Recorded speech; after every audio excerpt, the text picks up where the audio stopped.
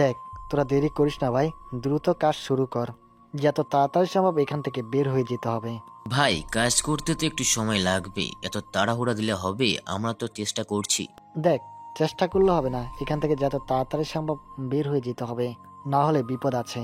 বিপদ সবসময় কালো আধারে ঘুরে বেড়ায়। ভাই, এ কথা যদি তুমি বলো তাহলে আমাদের কি করা উচিত? প্রায় শেষের দিকে মালগুলো তুলে নিয়ে ফেলেছি। দেখ, আমি এত তাড়াতাড়ি ধরা পড়তে চাই না ওই ডিজে গ্যাংয়ের হাতে। ওই ডিজে গ্যাংয়ের হাতে ধরা পড়া মানে মৃত্যু নিশ্চিত। কি বলো ভাই, ডিজে গ্যাং এখানে আসবে? কোথাও থেকে ওরা টিকিটুকু এখানে খুঁজেও পাবে না। তুই হয়তো ওর বিষয়ে কোনো কিছুই জানিস না। রাস্তার কুত্তা যেমন রক্তের গান শুনে সে জায়গায় যায়, ঠিক তেমনি ডিজে অপরাধীদের অপরাধ গান শুনে সেই জায়গায় পৌঁছে যায়। আসলে তাকে আসতে দাও ভাই, আমাদের কাছেও পারবে না। আমরা এতজন ছেলেপোলা আছি আর সে একা আসবে? আরে বলদ, তোরা যদি 500 জন থাকিস, ও একাই 500 জনের সমান।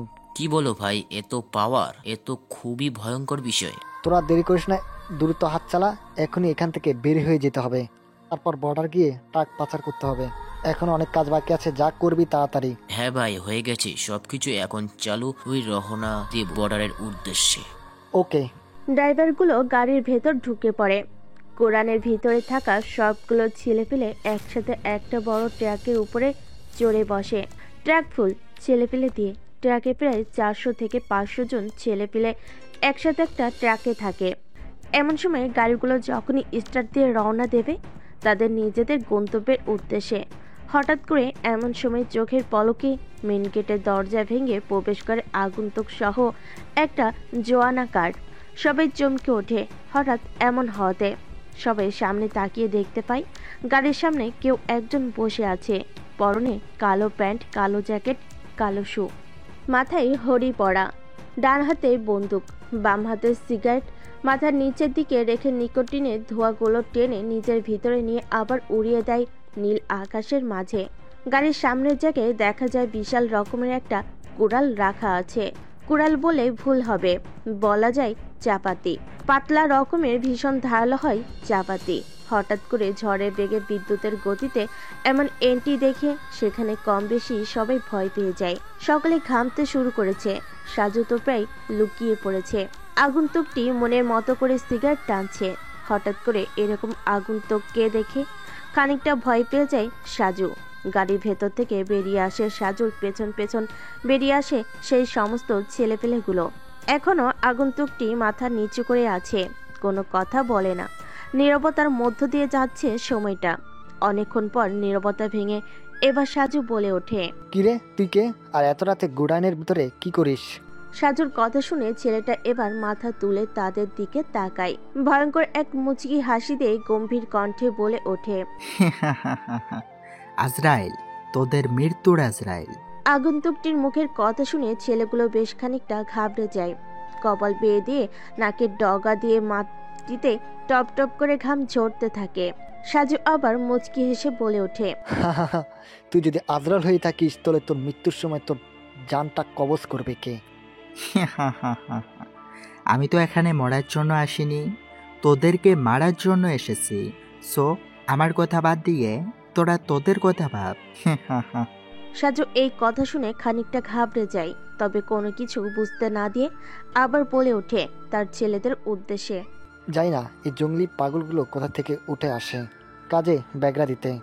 এই তোরা কে, কোথায় আছিস রে? পাগলটাকে বের করে দে এখান থেকে। এই কথাটা শুনে আগন্তুকটা একটা মুচকি হাসি দেয়। তারপর সেখানে অপেক্ষা করতে থাকে সাজুর দলের একটা ছেলেকে কয়েকটা ধাক্কা দেয় রানা নামের আগন্তুকটিকে। হঠাৎ করেই চোখের পলকে ঝড়ের বেগে বিদ্যুতের গতিতে ভূমিকম্পের ন্যায় মুহূর্তের মধ্যে শরীর থেকে মাথাটা আলাদা হয়ে ছিটকে গিয়ে পড়ে সাজুর দলবলের সামনে। পায়ের সামনে গিয়ে মাথাটা সেখানে পড়ে লাফালাফি করতে থাকে। এই দৃশ্য দেখে কয়েক হাত দূরে ছিটিয়ে যায় সাজু ও তার পুরো দলবল। মাথাবিহীন লাশটাকে সেখানে ছটফট করতে থাকে। গাড়ির সামনে এটা দেখে আগন্তুকটি একটা হাসি দেয়, অট্ট হাসি, যে এই হাসির মানে হতে চলেছে এখানে ভয়ঙ্কর কিছু ঘটনা হবে। আগন্তুকটি মুচকি হেসে বলে ওঠে, আমি তো আগেই বললাম আমি এখানে মরতে আসিনি, মারতে এসেছি রে, মারতে এসেছি। কে তুই? তোর পরিচয় কি? তুই জানিস আমি কে?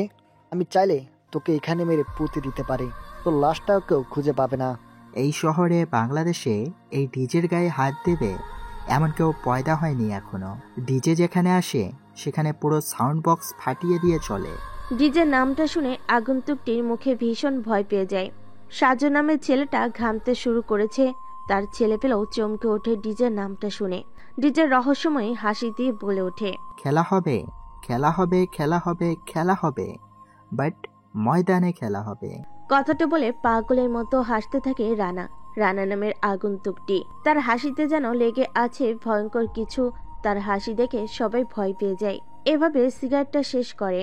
ছেলেটার এরকম করুণ পরিণতি দেখে তার ছেলেপেলেগুলো ভীষণ ভয় পেয়ে যায়।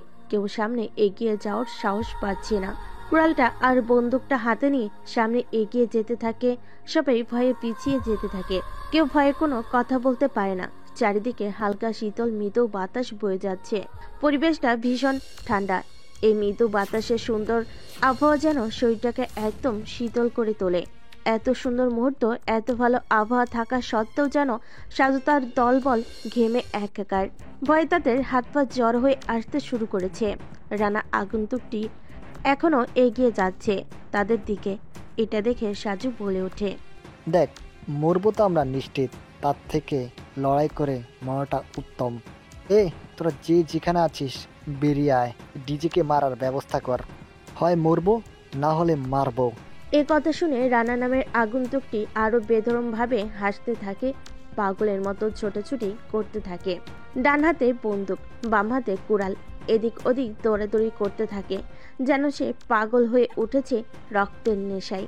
সাজুর ছেলেপেলেগুলো সাজুর কথা মতো যে যা পাচ্ছে এক একটা ধারালো দামি অস্ত্র নিয়ে এগিয়ে যেতে থাকে রানার দিকে। রানা এটা দেখে মুচকি হাসে। এরপর সে এগিয়ে যেতে থাকে। ছেলেগুলো একের পর এক ছুরি দিয়ে আঘাত করছে। যেভাবে যা পাচ্ছে ঠিক তা দিয়ে একইভাবে মারার চেষ্টা করছে। কিন্তু রানা তো আর কম যায় না। সেও তার হাতে থাকা কুড়াল দিয়ে এলো পাথারি কলা গাছের মতো সবাইকে কাটতে শুরু করে। চাপাতিটা ভীষণ রকমের ধারালো। যাকে যেখানে এক কোপ দেয় সে সেখানেই লুটিয়ে পড়ে।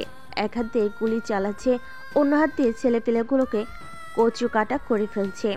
মাঠে একাই খেলছে রানা, আর রানার বিপরীতে সাজুর দল, প্রায় 3 থেকে 400 ছেলে পেলে। সাজু ইচ্ছে মতো সবাইকে কাটতে থাকে। মারতে মারতে সবাইকে প্রায় মেরে ফেলেছে। কেউ ব্যথায় উঠে দাঁড়াতে পারে না। সকলের শরীর থেকে তাজা লাল রক্ত ঝরে পড়তে শুরু করেছে। এই দৃশ্য দেখে পুরো চোখ যেন কপালে উঠে যায় সাজুর। সাজুর ভয়ে গলা শুকিয়ে গেছে। সাজু সেখান থেকে দৌড়ে পালাতে গেলে পরপর 6টা বুলেট তার পায়ে গুলি করে। সাথে সাথে ঢপ করে মাটিতে পড়ে যায় সাজু। সাজু উঠে দাঁড়াতে পারে না ব্যথায়। সেখানেই পা ধরে কাঁদতে থাকে। ধীরে ধীরে পিছিয়ে যেতে থাকে সাজু। রানা এক পা করে এগিয়ে আসতে থাকে তার দিকে। সাজু বলে ওঠে, দেখ ভাই, ডিজে আমাকে মারিস না, আমি মরতে চাই না। আমি তো শুধু হুকুমের গোলাম। আমি অন্যের আন্ডারে কাজ করি টাকার বিনিময়ে। দেখ, ওখানে ফুল টাকা আছে, ওখানে টাক ভর্তি টাকা। চাইলে ওই টাকটা নিয়ে যেতে পারিস, তবু আমাকে মারিস না, আমাকে ছেড়ে দে। আজকে আমি এই শহর ছেড়ে চলে যাব অনেক দূরে। বেঁচে থাকতে এই শহরে আর কোনোদিন পা রাখবো না। সাজুর মুখে এই কথা শুনে হাসতে থাকে আগন্তুক রানা। রানার এইরকম ভয়ঙ্কর আর রহস্যময় মুচকি হাসি দেখে সাজু যেন ভয়ে গলা শুকিয়ে যায়। একটা কেমন যেন আতঙ্ক সাজুর ভেতর কাজ করে। সাজু আবার বলে ওঠে, ভাই, আমি তো ছোট্ট একটা মশা, আমাকে মেরে তো কোনো লাভ নেই। তার চেয়ে বরং শহরের আরকে ইন্ডাস্ট্রির মালিককে ধরো, তাহলে তুমি সব কিছু খুঁজে পাবে। আর আমাকে ছেড়ে দাও।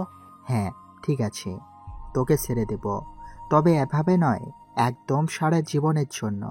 তোর তো ভীষণ গরম, এত গরম নিয়ে তো তুই আর পরে যেতে পারবি না, তাই তোকে ঠান্ডা করে পরপারে পাঠিয়ে দেব। কথাটা বলে আরো একটা রহস্যময় মুচকি হাসি দেয় রানা। তারপর রানা একটা গাড়ির ভেতর থেকে কবদা নিয়ে আসে, যেটা দিয়ে গাছের ডাল পাতাগুলো কেটে ফেলে। কবদা নিয়ে আসার পর ঘাট থেকে হাত দুটো আলাদা করে ফেলে, আর দুটো মাটিতে ছুটে লাফালাফি করতে শুরু করেছে।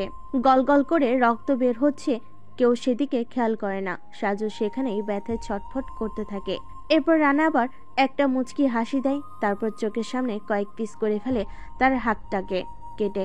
তারপর কয়েক পিস ভালো করে কালো পলিথিনে ঢুকিয়ে নেয়। এরপর রানা সাজুর মুখের ভেতর বন্দুকটা ঢুকিয়ে আরো বেশ কয়েকটা গুলি করে। গুলি করার সাথে সাথেই মাথার মগজ সহ বেরিয়ে যায় বুলেট মাথা ভেদ করে। তারপর টাকার গাড়ি, অস্ত্র সহ বিভিন্ন রকম দেশের সম্পদ যেগুলো বিদেশে পাচার করছিল সবগুলোকে নিয়ে রওনা দেয় তার গোডাউনের উদ্দেশ্যে, আর একটা গান লাগিয়ে দেয়। টাকা টাকা টাকা, টাকা রে টাকা, তুই ঘুম নিলি কারিয়া, তোর নেশায় পড়ে জীবনটা আমি করলাম তেনা তেনা। এভাবে গান গাইছে আর নিজের গন্তব্যে যাচ্ছে রানা। চলে আসে নিজের গোডাউনে। গোডাউনের সবকিছু রেখে আবার একটা দামি লাক্সারিস হলুদ রঙের গাড়ি নিয়ে রাজপ্রাসাদের মতো একটা বাড়িতে প্রবেশ করে রানা। ভেতর থেকে একজন বলে ওঠে, নাজমা বেগম। কি রে, এখন রাত কয়টা বাজে? তোরে এখন বাড়িতে ফেরার সময় হচ্ছে নাকি? কোথাও চুরি করতে গিয়েছিলি, যে চুরি করতে গিয়ে ধরা পড়েছিস, আর এখন তুই বাসায় ফিরছিস? এটা কি বাসা ফেরার সময়? যেদিকে গিয়েছিলি সেদিক থেকে যেতে পারিস। রানা ভাবতে পারেনি যে সে বাড়িতে ঢোকার সাথে সাথে এতগুলো বকা খেয়ে ফেলবে। সে বুঝতে পারেনি যে তার মা এখনো জেগে আছে। হ্যাঁ, মহিলাটি আর কেউ না, মহিলাটি হচ্ছে রানার একমাত্র মা, যার নাম হচ্ছে নাজমা বেগম। মা গৃহিণী, বাবা বিরাট বিজনেসম্যান এবং রাজনৈতিক নেতা। রাজনৈতিক দলের জামাত ইসলামের সভাপতি আর ছাত্র দলের ছাত্র শিবিরের সভাপতি হচ্ছে রানা। তবে এ বিষয়ে কেউ জানে না। রানা কি বলবে, কি করবে বুঝে উঠতে পারে না। আপনারা ভাবছেন সে যে এতগুলো মানুষকে মারল, তার শরীরে রক্তের কোনো ছিটেফোঁটা নেই কেন? আসলে আপনাদের থেকে এক ধাপ এগিয়ে আছে রানা ও তার দলবল। কেননা সে আগে তার গোডাউনে সম্পূর্ণ কাপড় চেঞ্জ করে ফ্রেশ হয়ে গাড়ি নিয়ে রওনা দিয়েছিল বাড়ির উদ্দেশ্যে। বাড়িতে নাজমা বেগমের সামনে পরিবেশ আমতা আমতা করতে শুরু করেছে রানা। তবে তার ভুলভাল অনেক গল্প বুঝিয়ে ভেতরে প্রবেশ করে। তারপর সবাই সেখান থেকে চলে আসে। পরের দিন সকালে ভার্সিটির সময় হয়ে গেছে। হালকা কিছু খেয়ে গাড়ি নিয়ে ভার্সিটিতে প্রবেশ করে। ভার্সিটির সবাই সেদিকে হাঁ করে তাকিয়ে আছে, কেননা ভার্সিটিতে একটাই মাত্র ছেলে যে হিরোদের মতো দেখতে। গাড়িটা পার্কিং করে চলে আসে তাদের আড্ডাখানায়। তারপর আড্ডাখানার মাঝখানে বসে পড়ে, যেখানে সবাই আছে। মাসুম, জাকের, জিহাদ, সাদেক, খালেক, জব্বার, মালেক, রহিম, করিম, শাহিন, শহীদুল, রফিকুল। মেয়েদের মধ্যে আছে মাইশা, তিথি, সাদিয়া, মায়া, তানিশা, আফসানা, আরও আছে অনেকেই। চারিদিক দিয়ে গোল করে বসে আছে সেখানে। রানাকে দেখে বলে ওঠে মাসুম, কিরে আজকে তো দেরিতে ভার্সিটিতে আসলি কেন? তোকে তো খুঁজতে খুঁজতে জীবন শেষ প্রায় আসার। তোর কপালে হয়তো আজকে দুঃখ আছে, কেননা আশা তোকে খুঁজতে এসেছিল। বলিস কি, আমি তো ঠিক সময়ে ভার্সিটিতে প্রবেশ করেছি, এর আগে এসে আমাকে খুঁজতে এসেছে। হয়তো ভাই আজ তোর কপালে ভীষণ রকমের দুঃখ আছে। জানি না তোর কপালে কি দুঃখ আছে। হয়তো আজকে জুতার বাড়ি খাবি, আর না হলে সবার সামনে আদর খাবি। দেখা যাক কি হয়। তারপর রানা সেখান থেকে উঠে গিয়ে খুঁজতে থাকে আশাকে। চারিদিক দিয়ে খুঁজতে থাকে, কিন্তু কোথাও দেখতে পায় না। খুঁজতে খুঁজতে এক পর্যায়ে চলে আসে ক্যাম্পাসের কাছে। সেখানে এসে দেখতে পায় তার সকল বান্ধবী মিলে আড্ডা দিচ্ছে, যেখানে উপস্থিত আছে শিমলা, শাকিলা, ইতি, মুন্নি, সুমনা, সুমাইয়া, পাবনা, বর্ষা। সবাই তাদের মাঝে গিয়ে দাঁড়ায় রানা। রানাকে দেখে কেউ কোনো কথা বলে না। আশা, সেও কোনো কথা বলে না। এটা দেখে শাকিলা বলে ওঠে, কিরে আশা, এতক্ষণ তো হন্যে হয়ে খুঁজে বেড়ালি রানা ভাইয়াকে, এখন তো দেখি তোর সামনে দাঁড়িয়ে আছে। তা এখন কোনো কিছু না করেই ওনাকে দাঁড় করিয়ে রেখেছিস কেন? সেটা আমার ব্যাপার, তোকে কি এই বিষয়ে নাক গলাতে বলেছি? হুম, এতক্ষণ তাকে আমি ভার্সিটিতে হন্য হয়ে করে খুঁজেছি, আর এখন সে অপেক্ষা করুক আমার জন্য, তারপর বলবো। এই শাকিলা, মন দিয়ে শোনো, আমার কিন্তু এত শক্তি নেই যে এতক্ষণ ধরে আমি কারোর জন্য দাঁড়িয়ে থাকবো। আমি যদি অসুস্থ হয়ে যাই তাহলে তো কেউ আর সেবা করতে আসবে না। এবারে যখনই চলে যাচ্ছিল রানা, তখনই আশা উঠে গিয়ে রানাকে উল্টো করে ঘুরিয়ে মারে এক ঘুষি। আশার হাতে ঘুষি খেয়ে খানিকটা ব্যথা পাই রানা। আশা বলে ওঠে, আমার কথার অবাধ্য হলে তোকে ঠিক এরকম করে শাস্তি দেব। তুই কিন্তু আমার কথার অবাধ্য হচ্ছিস। তাই বলে তুমি আমাকে এত জোরে মারবে? আমাকে ব্যথা লাগে না? আরে কি বলবি দ্রুত বল, আমাকে আড্ডা দিতে হবে। ছেলে মানুষেরা তো আড্ডা কিসের শুনি? হুম, চুপচাপ এখানে আমার পাশে বসে থাক। যতক্ষণ না আমি বলছি ততক্ষণ এখান থেকে উঠবি না। যদি উঠেছিস তো তোর পা হাত ভেঙে এখানে বসিয়ে রাখবো, বলে দিলাম। বেচারা রানা আশার মুখে এই কথা শুনে ভয়ে সেখানেই বসে পড়ে। কি আর করবে, তার কথার অবদ্ধ হলে ভার্সিটির সামনে অপমান আর বাড়িতে গিয়ে মার খাবে। তাই ভয়ে কোনো কিছু না বলে চুপচাপ আশার কথা মতো সেখানেই বসে পড়ে। আশা বলে ওঠে, শোন, আমাদের 8 জনের জন্য 8টা আইসক্রিম নিয়ে আয়, খাবো আর গল্প করব। এটা দেখে রানা অবাক চোখে তাকায় সবার দিকে। রানাকে দেখে মুচকি একটা হাসি দেয়। রানা বলে ওঠে, মানেটা কি? তোমরা 8 জন আছো, তোমাদের 8 জনের জন্য আইসক্রিম নিয়ে আসবো? আর আমি কি ফাঁকা মাঠে আউট হব নাকি? আইসক্রিমগুলো কে আনতে যাচ্ছে, আমি না তুই? আমি? তাহলে আইসক্রিমগুলো তুই আনতে যাচ্ছিস। এখন তুই তোর জন্য আইসক্রিম নিয়ে আসবি কিনা সেটা তোর ব্যাপার। আমার এখানে 8 জন আছি, তাই আমি 8 জনের কথা বলেছি। ধুর বা, আর ভালো লাগে না তোদের সাথে থাকতে। শুধু শুধু পেছাল মারিস। তোদের আইসক্রিম দিয়ে চলে যাবে এখান থেকে। আগে তো আইসক্রিমগুলো আমাকে এনে দে, তারপর ভেবে দেখব তোকে এখান থেকে যেতে দিব কিনা। তারপর আর কোনো উপায় না পেয়ে সেখান থেকে উঠে গিয়ে ক্যান্টিনে গিয়ে আইসক্রিম নিয়ে আসতে যায়। এমন সময় পেছন থেকে মাসুম বলে ওঠে, কিরে, শেষ পর্যন্ত কিনা তুই মেয়েদের জন্য আইসক্রিম নিয়ে যাচ্ছিস? লজ্জার বিষয় রে ভাই, লজ্জার বিষয়। চুপ শালা, চোকার কথাকার। আমিও দেখব তুই যখন প্রেম করবি তখন তার কি অবস্থা হয়। তুই তো একটা হাফ লেডিস। আমি কি তোর মতো তুই অন্যের জন্য আইসক্রিম নিয়ে যাব? আর আমি যার সাথে প্রেম করব সে আমার জন্য আইসক্রিম নিয়ে আসবে? শালা হোমন্দির পুত, আমিও দেখব তুই কি করতে পারিস। তারপর রানার কোনো উপায় না পেয়ে তাদের জন্য আইসক্রিমগুলো নিয়ে যায়। তারপরে এক এক করে সবাইকে আইসক্রিমগুলো দিয়ে দেয়। সবাই আইসক্রিম খেতে থাকে। সবাই থ্যাংক ইউ বলে রানাকে। রানা দাঁড়িয়ে থেকে সবার খাওয়া দেখছে। রানাকে এভাবে দাঁড়িয়ে থাকতে দেখে আশা এবার বলে ওঠে, কিরে, তুই এখনো দাঁড়িয়ে থাকবি নাকি আমার কাছে এসে বসে পড়বি? কোনটা? হুম। না থাক, আমি এখানেই ভালো আছি। ওখানে গিয়ে বসার কোনো ইচ্ছে নেই। তোর তো খুব সাহস বেড়ে গেছে, তুই আমার কথার উপরে না বলিস। তোকে তো আজকে। কথাটা বলে নিজের মুখের ভেতর থেকে আইসক্রিম বের করে রানার মুখের ভেতর ঢুকিয়ে দেয় আর বলে, এখন এই সম্পূর্ণ আইসক্রিমটা তুই খাবি, তারপর যেটুকু আইসক্রিম বেঁচে থাকবে ওইটা আমি খাবো। যদি না বলেছিস তো তোর মেশিনটা ফাটিয়ে দিব। এই কথা শুনে রানা ভয়ে ভয়ে খেতে থাকে আইসক্রিম। তৃপ্তি সহকারে খাচ্ছে, কোনো কথা বলে না। সবাই এটা থেকে হাসাহাসি শুরু করেছে। অল্প আইসক্রিম আছে, এবার আশা সেই বাকি আইসক্রিমটা নিয়ে নিজে খেতে থাকে। রানা সহ সবাই এই দৃশ্য দেখে অবাক হয়ে তাকিয়ে আছে সেদিকে। আশা বলে ওঠে, কিরে, আইসক্রিমটা খেতে কিরকম স্বাদ পেলি? হুম। অমৃত, যার কোনো তুলনা হয় না। খেতে অসম্ভব সুন্দর, যেন খাবার ছেড়ে দিয়ে বারবার এরকম আইসক্রিম খাই আর বেঁচে থাকি। এত সুস্বাদু আইসক্রিম আর আমি কোনোদিন খাইনি। তুই তো একটা লুচ্চু। যখনই আমি ওখানে আমার ঠোঁটের সোয়া দিয়েছি তখনই সেটা স্বাদ পাল্টে গেল। লুচ্চু কোথাকার। আমি এখন গেলাম, তোমরা থাকো, আমার কিছু কাজ আছে তো। শোন, কোথাও যাবি যা, কোনো মেয়ের দিকে তাকাবি না। আর হ্যাঁ, ক্লাস শেষে ইউনিভার্সিটির ছুটির সময় আমাকে এখান থেকে নিয়ে যাবি। ওকে, ঠিক আছে। তারপর রানা চলে যায় তার বন্ধুদের কাছে আড্ডা দিতে। এদিকে আশা আড্ডা দেয় তার বন্ধু বান্ধবীদের সাথে। আড্ডা দিতে দিতে ক্লাসের সময় হয়ে যায়। এক এক করে সমস্ত ক্লাস তারা শেষ করে তারপর আশাকে নিয়ে ভার্সিটি থেকে বের হয়ে যায় রানা। রানা সোজা আশাকে নিয়ে তাদের বাড়িতে নিয়ে আসে। আশাকে দেখে রানার মা নাজমা বেগম বলে ওঠে, কি রে মা, হঠাৎ করে এতদিন পর আমাদের বাড়িতে কি মনে করে আসলি? তোকে আসতে বললেও তো তুই আসিস না, তা আজকে হঠাৎ? না, এমনি আসলাম তোমাকে সারপ্রাইজ দেওয়ার জন্য। সত্যি কি তাই, নাকি এর ভেতরে অন্য কোনো বিষয় আছে? কোনটা? আমি যেটা সন্দেহ করেছি সেটা তো? তুমি কি যে বলো না আন্টি, শুধু শুধু। হয়েছে, আর তোকে লজ্জা পেতে হবে না। এখন গিয়ে ফ্রেশ হয়ে আয়, বিকেলে বাসায় চলে যাস। এখন আর যেতে হবে না, খাওয়া দাওয়া করে এখানে একটু রেস্ট নে। ঠিক আছে। তারপর আশা চলে যায় ফ্রেশ হতে।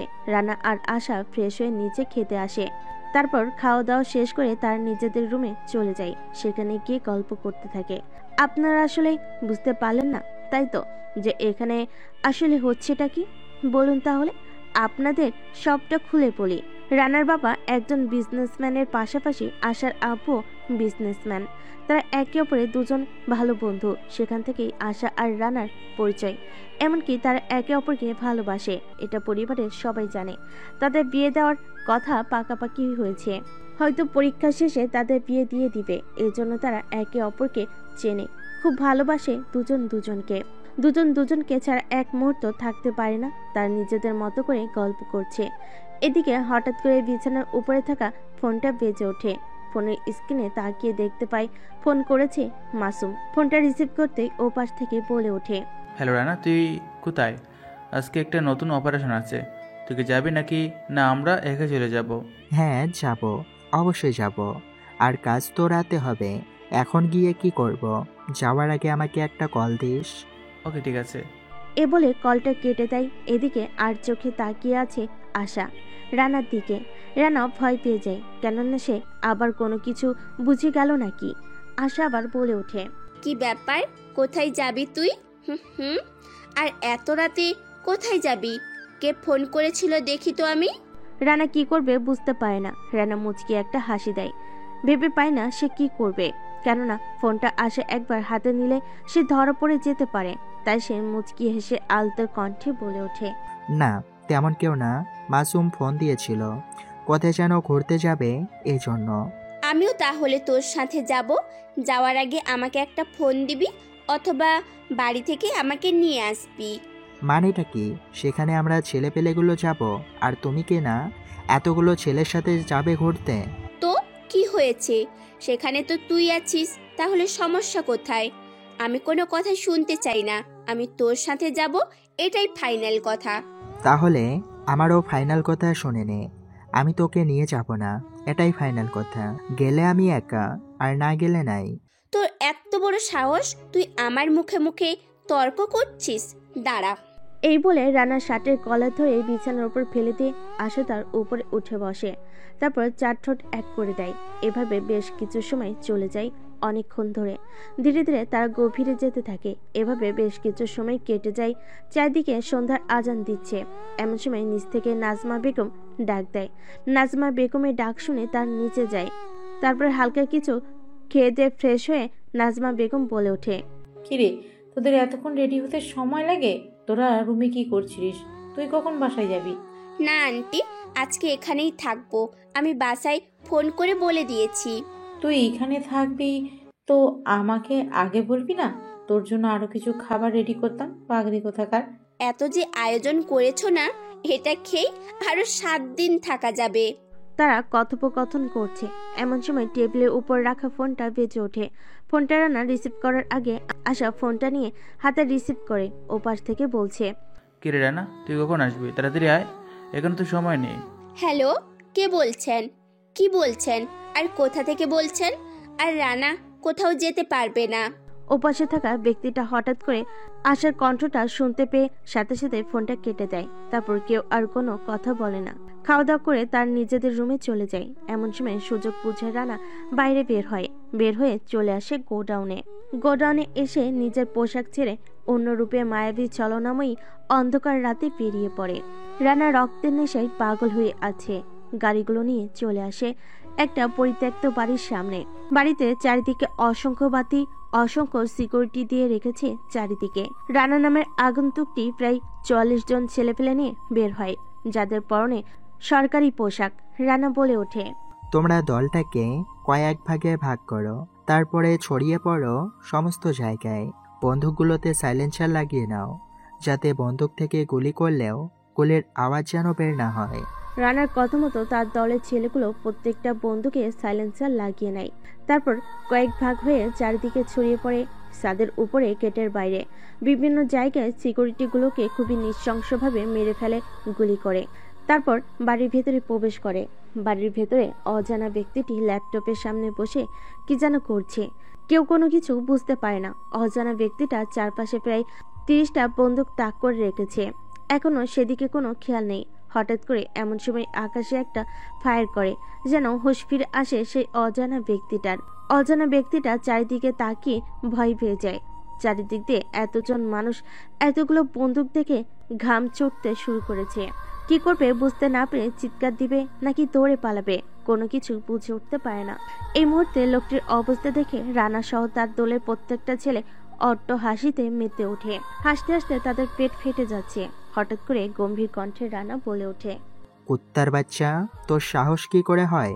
তোকে বারবার মানা করা সত্ত্বেও তুই একই অপরাধ বারবার করিস। কে তুই? আর তুই আমাকে হুমকি দেওয়ার কে, যে তোর কথা শুনে আমি সকল রকম কাজ ছেড়ে দেব? তোর জম, তোর বস, তোর মৃত্যু আমি। Rana gangster, Rana mafia, Rana killer, killer of the killer of the gangster. তুই যে হও না কেন, তোকে আমরা ভয় পাই না। তুই আমাকে মারতে পারবি না। এর আগে তোকে এখান থেকে মরতে হবে। তোর চারপাশে আমার অসংখ্য লোকজন আছে। এই কথা শুনে আরো হাসতে থাকে রানা ও তার দলবল। কেননা বাড়ির ভেতরে ঢোকার আগে তার সমস্ত ছেলেপেলেকে মেরে মাটিতে ফেলে দিয়ে এসেছে তারা, তাই অট্ট হাসিতে মেতে ওঠে। রানা বলে ওঠে, আমি জানতাম তুই বোকা, এখন দেখছি তুই একটা গাধা। তোর বাড়ির ভেতরে আমরা কি করে ঢুকলাম বুঝতে পারছিস না? মানে কি বলতে চাইছো তুমি? তোর লোকেদের এতক্ষণে মরা লাশটাও পৌঁছে গেছে। কে তোরা? আর আমাকে এভাবে বেঁধে রেখেছিস কেন? তোদের কি চাই বল? আমাদের যেটা চাই সেটা সহজেই কেউ দিতে চায় না, কারণ সে জিনিসটা সবার অমূল্য সম্পদ। যেটাই হোক না কেন আমি দিতে রাজি আছি। বল, তোমাদের কি চাই? এই মুহূর্তে তোর লাশটা আমাদের চাই, দিবি?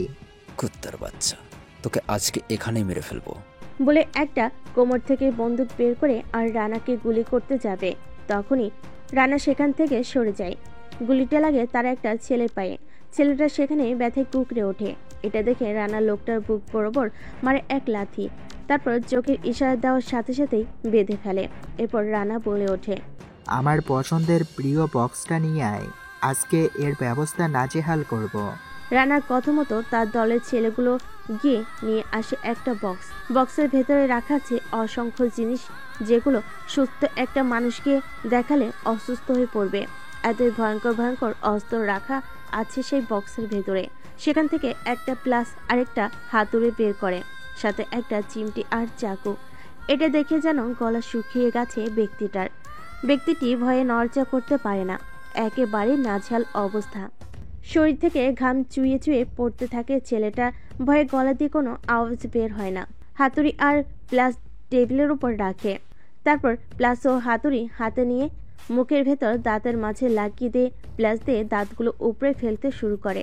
এক এক করে 32টা দাঁত তুলে ফেলে, তারপর সেগুলোতে লবণ ঢেলে দেয়। মুহূর্তের মধ্যেই ছেলেটা লাফালাফি করেছে, পাগলের মতো চিৎকার করছে, কিন্তু তার চিৎকার বাইরে যায় না, কারণ পুরো জায়গা নিস্তব্ধ।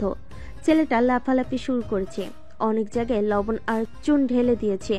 মুখ দিয়ে গড়গড় করে লাল রক্ত বের হতে শুরু করেছে। এরপর ফুটন্ত একটা গরম পানি নিয়ে আসা হয়, তার সাথে একটা কুপা নিয়ে আসা হয়। সেই কুপাটা কানের ভেতর রেখে দেয়। তারপর এক বালতি গরম পানি তার সামনে রাখা হয়। সেখানে কিছুটা পানির অংশ এক মগ হাতে নেয়, তারপর কুপার ভিতর ঢালে। এক কান দিয়ে ঢালার সাথে সাথে অন্য কান দিয়ে বের হতে শুরু করে। মাথার বিভিন্ন জায়গা গরম পানি যেতে থাকে। পানি ঢালার সাথে সাথে ছেলেটা লাফালাফি শুরু করে, চোখ দিয়ে পানি পড়ছে। তার আর্তনাদ চিৎকার যেন রানার চোখে পড়ে না। এরপর ছেলেটাকে সম্পূর্ণ পানিটা কানের ভেতর ঢালে, তারপর নাকের ভেতর কুপা ঢুকে নাকের ভেতরে ঢালে। এভাবে প্রায় কয়েক ছিদ্র দিয়ে ফুটন্ত গরম পানি ঢালে। যে যে জায়গাটা দিয়ে গরম পানি গেছে জায়গাটা পুড়ে গেছে, নাকের কানের ছিদ্র দিয়ে পড়তে শুরু করেছে। ছেলেটাকে এই মুহূর্তে দেখতে ভীষণ ভয়ঙ্কর লাগছে। ব্যক্তির জীবনটা একটা লাশ বলে ভুল হবে, যেন আত্মা। অসংখ্য ভয়ানকভাবে অত্যাচার করেছে রানা। এরপর রানা একটা প্লাস নিয়ে তার লজ্জার স্থানটা গরম পানিতে রাখে, সাথে সাথে জ্বলতে শুরু করে। সেখানে আবার মরিচের গুঁড়ো আর লবণ এবং পটাশ ঢেলে দেয়। ছেলেটা গরুর মতো চিৎকার করছে, তার চিৎকার যেন পুরো বিল্ডিংটা কেঁপে ওঠে। অন্ধকার এই রাত যেন সকাল হতে চায় না। তার অত্যাচার দেখে ভয়ে যেন এই নিশিরাত থমকে গেছে। চারিদিকে মৃদু বাতাস বয়ে যাচ্ছে। পুরো পরিবেশটা নিস্তব্ধ আর ভয়ঙ্কর, যেন একদম ভুতুড়ে কাণ্ড। মাথার মগজগুলো গলে গলে পড়তে শুরু করেছে গরম পানি ঢালার কারণে। পুরো মাথার ব্যান্ড নষ্ট হয়ে গেছে, অচল হয়ে গেছে। লজ্জা স্থান গরম পানিতে রাখার জন্য সেটা সেদ্ধ হয়ে গেছে। তারপর রানা নামের আগন্তুকটি একটা চোখের পলকে কেটে ফেলে, আর তার অত্যাচার যেন দেখার মতো নাই। এরপর যেভাবে গরু জবাই করে ঠিক সেইভাবে তার হাত পা বেঁধে ফেলে। এরপর তার খাদ্যনালী কেটে দেয়, কিন্তু শ্বাসনালী কাটে না। তার নিজের চোখের সামনে তার মৃত্যুটা দেখবে বলে সে এখনও তার শ্বাসনালী কাটেনি। তারপর তার হাত পায়ের বাঁধন খুলে দেয়। এরপর ছাগলকে যেভাবে জবাই করার পর শরীর থেকে চামড়া আলাদা করতে থাকে, ঠিক একইভাবে শরীর থেকে চামড়াগুলো আলাদা করতে থাকে। তারপর মাসুম এক বালতি গরম পানি আর এক বালতি বিষাক্ত পানি নিয়ে আসে। সেখানে আছে ইউরিয়া, পটাশ, ফসফেট, মেঘ, কপার, পাহাড়, আয়রন এবং চুন মিশ্রিত পানিতে মিশিয়ে সেটাকে বিষাক্ত করে তোলে। শরীরের চামড়াগুলো শরীর থেকে আলাদা করতে থাকে আর গরম পানির ছিটা দিতে থাকে। বিষাক্ত পানিটা এক মগ বিষাক্ত পানি সেটা দেয়, আর অপর মগ দিয়ে গরম পানি ছেটাতে থাকে। একদিক দিয়ে শরীর থেকে চামড়াগুলো আলাদা করছে, অপর দিক দিয়ে গরম পানি আর বিষাক্ত পানি শরীরে সেটা দিচ্ছে। ছেলেটা জীবন্ত লাশ, এখনো মরেনি, জীবন আছে। এরকম অত্যাচার আর সহ্য করতে পারে না। চোখের পানির বদলে চোখ দিয়ে বের হচ্ছে রক্ত, কান দিয়ে বের হচ্ছে রক্ত, নাকের ছিদ্র দিয়ে পড়ছে রক্ত। ভীষণ ভয়ঙ্কর যন্ত্রণা দিয়ে ছেলেটাকে মারছে। ছেলেটাও পুরো মাতাল হয়ে আছে। এক এক করে শরীর থেকে সমস্ত চামড়া খুলে ফেলে। তারপর তার শরীরটাকে যেভাবে গরুর মাংস পিস পিস করে কাটে হয়, ঠিক সেভাবে পিস পিস করে কাটতে থাকে। এক এক করে সমস্ত শরীরের গোস্তগুলো নিয়ে শেষ পর্যায়ে তার হাতুড়িগুলো বের করে সেগুলো ফেলে দিয়ে আসে। তবে হ্যাঁ, তার কিডনিগুলো নিয়ে নেয়, লিভার নিয়ে নেয়, চোখগুলো নিয়ে নেয়। তারপর তাকে ফেলে দিয়ে আসতে বলে। এরপর সে গোস্তগুলো রাস্তার কুকুরকে দিয়ে খাওয়াতে বলে। শরীরে কোনো অস্তিত্ব নেই। তারপর তার লাশটা ফেলে দিয়ে আসতে বলে রাস্তার মাঝে। তারপর গোডাউন থেকে বের হয়, ফ্রেশ হয়ে চলে যায় বাড়িতে। আজকে বাড়িতে ঢোকার সময় নাজমা বেগমের সামনে ধরা পড়েছে। নাজমা বেগম বলে ওঠে, কি রে, এত রাতে কোথায় গিয়েছিলিস যে এত রাতে বাসায় ফিরছিস? আসলে মা, আজকে কিছুই করার নেই। আমার কি দোষ বলো? আশা এত রাতে ফুচকা খেতে চেয়েছে, তাই তার জন্য বাইরে যেতে হয়েছে। হয়েছে হয়েছে, আজকে তুই বেঁচে গেলি। কাল থেকে তোকে অফিস জয়েন করতে হবে। তোর বাবা আর একা অফিস সামলাতে পারছে না, অনেক ঘোরাফেরা হয়েছে তোর। বিয়ের পরে তো তোকে সংসারে হাল ধরতে হবে। তোর বাবার অফিস ছাড়া মিলাতে পারছে না। তোর বাবার শরীর খারাপ, তা সত্ত্বেও তুই যদি এইভাবে ঘুরে বেড়াস তাহলে চলবে? ওকে, ঠিক আছে, কাল থেকে আমি অফিস জয়েন করব। তারপর সে আর কোনো কথা না বলে নিজের রুমে চলে যায়। এদিকে রুমের ভেতর প্রবেশ করার সাথে সাথে চমকে ওঠে রানা, কেননা রুমের ভেতর একটা ইয়া বড় ঝাড়ু নিয়ে বসে আছে আশা। আশাকে দেখে মারে এক চিৎকার। আশা বলে ওঠে, কি রে, তুই এত রাতে আমাকে ঘরে একা ফেলে তুই কোথায় গিয়েছিলিস? হুম, যেখানে তোর জন্য এই বাড়িতে আমি আসলাম, আর সেখানে তুই আমাকে ফেলে চলে গেলি? না মানে আসলে আমার একটা কাজ ছিল তো, সেই কাজটার জন্য আমাকে বাইরে বের হতে হয়েছে। এখন তো চলে এসেছি। চুপ, তুই আর একটাও কথা বলবি না। তোর আর একটা কথা আমি শুনতে চাই না। আমি এই মুহূর্তে এখনই বাড়ি যাব। তুই আমাকে বাড়িতে দিয়ে আসবি। এখন তুমি বাড়ি যাবে? এটা কোনো বাড়ি যাওয়ার সময়? আর আমি তো তোমার জন্য ফুচকা আনতে গিয়েছিলাম। ফুচকার কথা শুনে হালকা মুচকি একটা হাসি দেয়, যার হাসিতে লেগে আছে মায়া, লেগে আছে আনন্দের কিছু কথা। ফুচকার কথা শুনে আশা বলে ওঠে, তুই সত্যি বলছিস তো? যে তুই আমার জন্য ফুচকা আনতে গিয়েছিলি? নাকি আমাকে মিথ্যে বলে এখানে আটকে রাখার ভান করছিস? কোনটা? সত্যি বলছি, আমার কথা তোর বিশ্বাস হচ্ছে না? তোর জন্য ফুচকা নিয়ে এসেছি। এই বলে রানা ফুচকার প্যাকেটটা আশার হাতে দেয়। আশা প্যাকেটটা দেখে ভীষণ খুশি হয়ে যায়। খুশিতে যেন আত্মহারা সে। এত খুশি রাখবে সে কোথায়, বুঝতে পারে না। দৌড়ে গিয়ে জড়িয়ে ধরে রানাকে আর আলতো করে তার ঠোঁটে কিস করে। এটা দেখে হতবাক দৃষ্টিতে তাকিয়ে আছে রানা। রানা ভাবছে, এতক্ষণ যে মেয়েটা কি আমাকে এতগুলো ছাড়ি দিল, এতগুলো কথা শোনালো, সেই মেয়েটাই কিনা কয়েকটা ফুচকা পেয়ে এত খুশি। মেয়েরা ফুচকার মধ্যে পেয়েছেটা কি আমি নিজেই জানি না। রানা মনে মনে এবার ভাবতে থাকে আর মুচকি এসে আলতো করে আদোলা কণ্ঠে বলে ওঠে, আচ্ছা চল, গাড়ি বের করে রাখা আছে, আমি তোকে বাড়িতে পৌঁছে দিয়ে আসি। তুই তো এখন বাড়ি যাবি, তাই না? আশেপার মুচকি হেসে কথা ঘোরানোর জন্য কি করবে বুঝতে পারে না।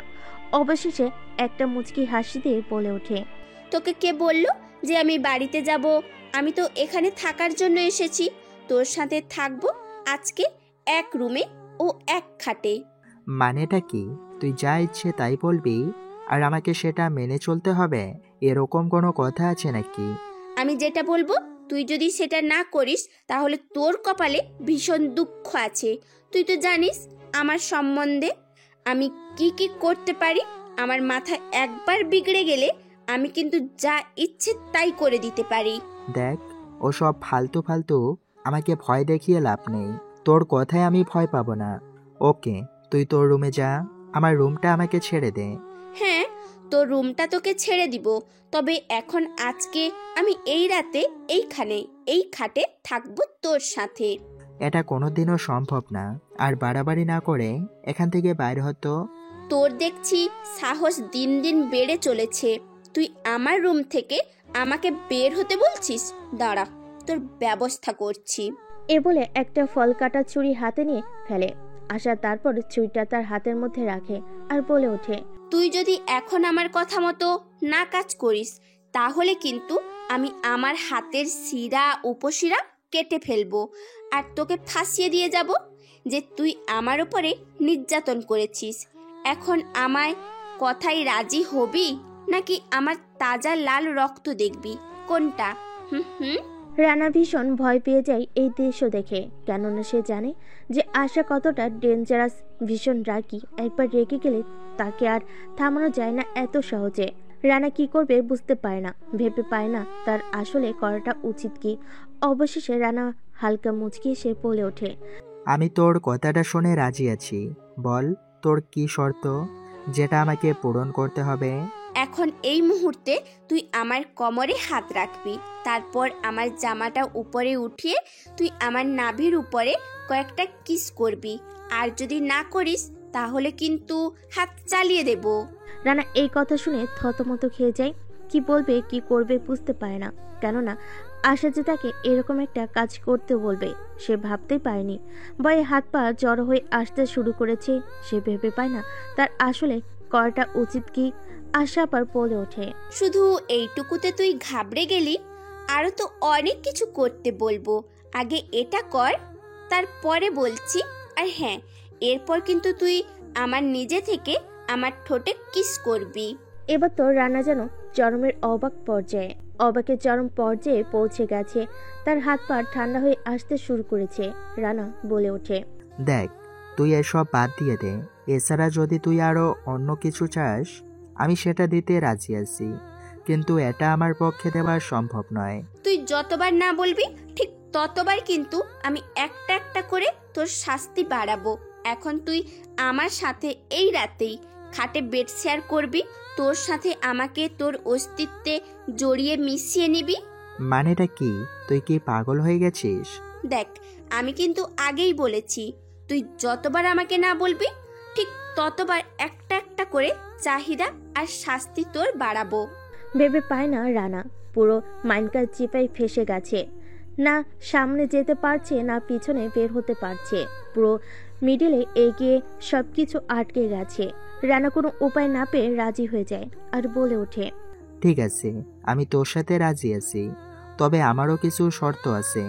আমার যতক্ষণ ইচ্ছে, যতক্ষণ আমি চাইবো ততক্ষণ তোকে আমার সঙ্গ দিতে হবে। ঠিক আছে, আমি রাজি আছি। তারপর কাপা কাপা হাত নিয়ে সামনে এগিয়ে যায় রানা। তারপর রানা আশার নাভির উপর থেকে খানিকটা কাপড় সরিয়ে দিয়ে সাইড করতে থাকে আর কিস করতে থাকে পাগলের মতো। বারবার কেঁপে ওঠে তার স্পর্শে, খামচে ধরছে রানার মাথার চুলগুলো। দুজন দুজনকে আগলে নিয়েছে, যেন উত্তেজনায় ভরপুর খেলায় ময়দান। এভাবে বেশ কিছুক্ষণ কিস করার পর রানা এবার আশার ঠোঁটে নিজের ঠোঁট ডুবিয়ে দেয়। তারপর দুজন দুজনকে পাগলের মতো কিস করতে থাকে। এভাবেই দীর্ঘ 8 মিনিট কিস করে। দুজন দুজনকে আর সামলাতে পারে না, ধৈর্যের বাদ দুজনে ভেঙে গিয়েছে। এবার রানা আশাকে খাটের উপর ফেলে দেয়, তারপর তার শরীর থেকে সমস্ত কিছু এক করে খুলে ফেলতে শুরু করে, সাথে নিজে। তারপর ধীরে ধীরে নিচ থেকে উপর পর্যন্ত সারা শরীর স্লাইড আর কিস করতে থাকে। ধীরে ধীরে বিয়ে না করেই বাসরাত পালন করতে থাকে তারা দুজন মিলে। হারিয়ে যেতে থাকে দূর আকাশে, যেন ফাঁকা খেলার মাঠ তারা আজ রাতেই পূরণ করবে ভেবে নিয়েছে। দীর্ঘ টানা কয়েক ঘন্টা অতিক্রম করে দুজনে ক্লান্ত হয়ে একে অপরকে জড়িয়ে ধরে সেভাবেই ঘুমিয়ে যায় খাটের উপরে। পরের দিন সকালে অ্যালার্মের শব্দে ঘুম ভাঙে আশার। আশা ঘুম থেকে উঠে চোখ কসলাতে কসলাতে আয়নার সামনে গিয়ে দাঁড়ায়। আয়নার সামনে গিয়ে দাঁড়াতে মারে এক চিৎকার। তার চিৎকারে ঘুম ভেঙে যায় রানার। রানা দৌড়ে গিয়ে আশার মুখ চেপে ধরে আর চোখের ইশারায় বলে যে কি হয়েছে। আশা বারবার চোখের ইশারা দিতে থাকে, কিন্তু রানা বুঝতে পায় না। এবার আশা রানার হাতে কামড় বসিয়ে দেয়। রান্না ব্যথায় কুকিয়ে ওঠে। আশা বলে ওঠে, ছি ছি ছি, তোর লজ্জা করে না একটা মেয়ের সামনে এমনি খালি গায়ে থাকতে? এই কথা শুনে রানা এবার দুজন দুজনের দিকে ভালো করে তাকায়। দুজন দুজনকে দেখে তো অবাক হয়ে গেছে, কেননা তাদের দুজনের শরীরে কোনো কিছুই নেই। দুজন দুজনকে নিচ থেকে উপর পর্যন্ত দেখে অবাক হয়ে যায়। এরপর লজ্জায় দুজন দুজনকে জড়িয়ে ধরে আশা তো লজ্জায় কেঁদে ফেলেছে। কেঁদে কেঁদে বলে ওঠে, তুই আমার এটা এত বড় সর্বনাশ কি করে করতে পারলি? তুই তো আমাকে সারা রাত ভোগ করেছিস। আশার মুখে এই কথা শুনে রেগে মেগে একাকার রানা। রানা রেগে মেগে আগুনের মতো হয়ে বলে ওঠে, হ্যাঁ, তুই আমাকে কলা খেতে বলবি আর আমি কলার খোসা না ছাড়িয়ে কলাটাকে খেয়ে ফেলবো, তাই তো? মানে তুই এসব কি বলছিস কুত্তা কোথাকার? তুই তো আমার সবকিছু লুটে পুটে চেটে পুটে খেয়েছিস, আর এখন তুই এসব বলছিস? ওহো, আচ্ছা আচ্ছা, এখন সব আমার দোষ। যত দোষ নন্দ ঘোষ, তাই তো? তুই নিজে থেকে আমাকে খেতে দিবি আর আমি খেলেই আমার দোষ? মানে কি? আমি তোকে খেতে দিয়েছি মানে কি? তোকে যখন কাল রাতে বারবার বাধা দিলাম, তুই আমার কথা শুনলি না। তুই নিজে থেকে আমাকে সঁপে দিয়েছিস, বাধ্য করেছিস তোর সাথে ওসব করতে। এই দেখ ভিডিও। দেখা আমাকে ভিডিও দেখি, কুত্তা কোথায়? আমি তোকে এসব করেছি? এরপর রানার কাছ থেকে মোবাইলটা নিয়ে আশা সম্পূর্ণ ভিডিওটা দেখতে থাকে। ভিডিওটা স্পট দেখাচ্ছে, যেখানে সে নিজেই সবকিছু রানার কাছে উৎসর্গ করে দিয়েছে। তারপর সে ভাবতে থাকে, লজ্জায় পড়ে গেছে সে কি করবে বুঝতে পারে না। দৌড়ে গিয়ে রানার বুকে মুখ লুকায়। রানা এটা দেখে বেশ খুশি হয়েছে। তারপর আর কোনো কথা না বলে রানা আশাকে নিয়ে ওয়াশরুমে যায়। তারপর সেখানে ফ্রেশ হয়ে বের হয়। নিচে খাবার রেডি করে রেখেছে নাজমা বেগম।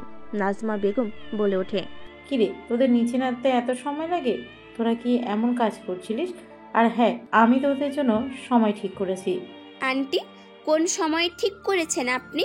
আর কিসের সময় ঠিক করেছেন? তোদের জন্য আমি বিয়ের সময় ঠিক করেছি। আগামী 6 তারিখ তোদের বিয়ে, আর মাত্র 15 দিন সময় আছে। আমাকে কোনো কিছু বলা নেই, জানা নেই, হঠাৎ বিয়ে করতে বললে বিয়ে করতে হবে? আমার কথা অবাধ্য হলে তোকে স্যান্ডেল দিয়ে পেটাবো। তোর কি মতামত শুনি? আসলে আন্টি, সামনে তো আমাদের পরীক্ষা শেষ করে যদি এই বিষয় ভাবতাম তাহলে ভালো হতো। তো সমস্যা কোথায়? বিয়ের পর তো পরীক্ষা দিবি, তুই চাইলে পড়ালেখা করতে পারিস। তাহলে ঠিক আছে, আমার কোনো অসুবিধে নেই, আমি বিয়েতে রাজি আছি।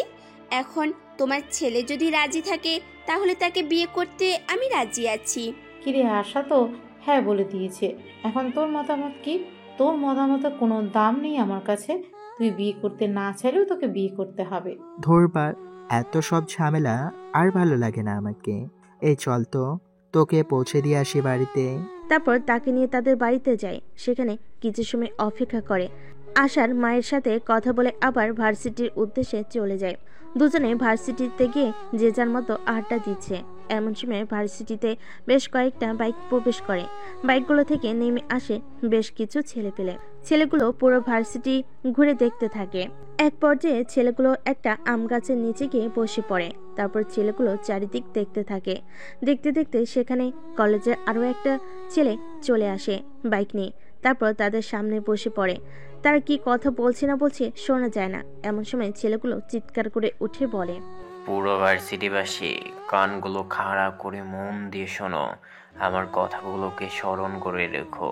কালকে আমাদের বসের ভাই এই ভার্সিটিতে অ্যাডমিশন নেবে। তার সাথে কেউ কোনো রকম বেয়াদবি করবে না, খারাপ কথা বলবে না, তাকে দেখে মাথা নিচু করে ফেলবে। সে যেটা বলবে সেটা করবে, না হলে তার শরীর থেকে মাথাটা আলাদা করে ফেলবো। এই কথাটা শুনে ভীষণ পরিমাণে রেগে যায় রানা। রানার চোখগুলো লাল রক্তবর্ণ ধারণ করে ফেলেছে। দাঁতের দাঁত চেপে রানা বলে ওঠে, তুই কোন বাপের ব্যাটারে যে তোর কথা শুনে আমাদেরকে তোর বসের ছেলেকে দেখলে মাথা নিচু করে থাকতে হবে? এই, তুই আমাদের মুখে তর্ক করিস? জীবনের মায়া থাকলে চুপসে যা, নাহলে যে কণ্ঠনালীতে উচ্চ স্বরে কথা বলছিস সেই কণ্ঠনালীটা কেটে নিম্ন সুরে কথা বলার সুবর্ণ সুযোগ করে দিয়ে যাব এখান থেকে।